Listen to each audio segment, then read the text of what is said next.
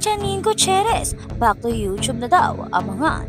Kung bago pa lang sa channel na ito, huwag kalimutang mag-like, share, comment, and subscribe.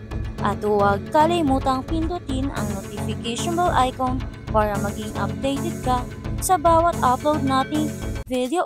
Si Janine Gutierrez ay back to YouTube na daw para sa kanyang bagong latest upload. Sa kanyang pagbabalik sa Venice, siya daw ay magbabalik doon para sa isang tour at kanyang ipopost sa kanyang YouTube. Kaya abangan natin ang magiging tour niya doon sa Venice at abangan natin kung ano ang magiging ganap. Kung sa Venice ba ay makakasama niya naman si Jericho Rosales or solo na naman ba siya or kasama ang kanyang pamilya.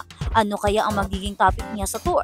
Ito ba ay tungkol sa kanyang paglalagay or pagpupunta sa Venice? Or ito ba ay tungkol sa something?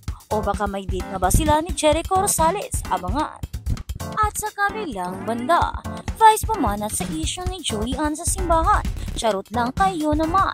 Pak na pak sa madlang people ang pagdayo ng joke ng phenomenal box office star na si Vice Ganda tungkol sa kinasasangkutang kontrobersya kamakailan ni Julian San Jose sa nakaraang episode ng Tawag ng Tanghalan sa ABS-CBN at GMA Noontime program na It's Showtime. Nagbitiw ng punchline si Vice na may connect sa pagkanta sa loob ng simbahan.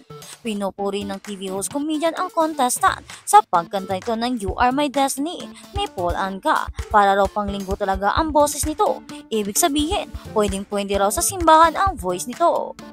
Kaya tinanong ni Vice ang contestant kung ano ba ang ginagawa nito every Sunday. Nagsisimba ang mabilis na sagot ng TNT contestant. Anong kinakanta sa simbahan? Sundot na tanong ni Vice pero siya na rin ang sumagot. Dancing Queen Charot. Charot lang kayo naman. Sinakyan ko lang yung mga eksena nyo. Ang natatawang panghirit ng TV host comedian. Kung matatandaan, naging malaking issue ang pag-perform ni Julian sa loob ng isang simbahan sa Occidental Mindoro para sa isang benefit concert. Hindi nagustuhan ng ilang Pinoy ang pagkanta ng kapuso actress-singer at TV host ng Dancing Queen sa ABA sa mismong altar. Hindi raw kasi ito appropriate. Nagsuri rin si Julian. I am offering my apologies. I am not perfect but please know that I have strong beliefs and my faith is unbreakable. Iba't iba naman ang naging reaksyon ng mga netizens sa pagbibiro ni Vice sa Showtime na kinasasangkot ang issue ni Julian. May mga natawa at naaliw sa punchline ng komedyante pero meron din namang pumuna sa kanya.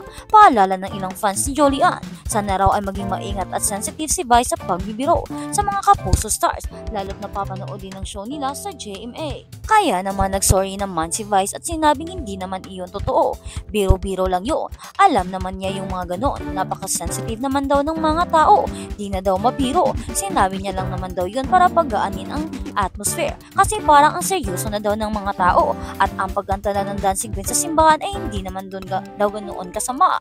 Kung ito lang ang titingnan. At saka meron naman itong basbas ng mga pare. Kaya ano na kaya ang mga naging sinasabi ng iba? Bakit sila naiirita? Yung sa akin lang naman ay joke lang yun. Wala naman akong personal o tinutukoy na kung sino. Pero kung tutuhanin nyo, nasa inyo na rin yun. Ika pa ni Vice.